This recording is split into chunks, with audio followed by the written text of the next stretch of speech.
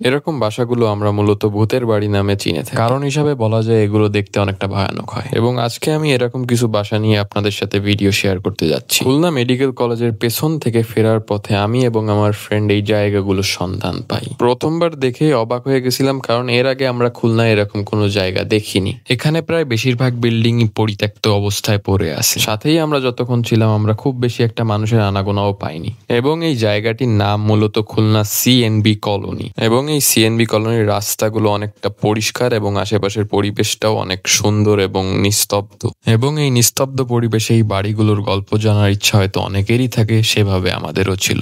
প্রথম দিকে মনে হয়েছিল এখানে কেউ থাকে না, কিন্তু পাশের বাড়ি দেখে মনে হইলো না, এখানে মানুষজনও থাকে। তবে সেখানে 4টা বাড়ির ভিতরে ওই একটা বাড়িতেই মানুষজন থাকে, আর 3টা বাড়ি পরিত্যক্ত অবস্থায় পড়ে আছে। এরই সাথে খেয়াল করলাম প্রত্যেকটি বাড়ির আলাদা আলাদা এক একটি নাম আছে।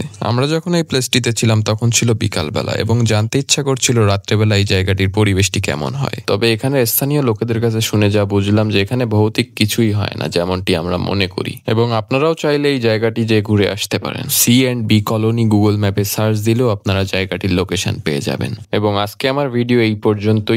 আল্লাহ হাফেজ।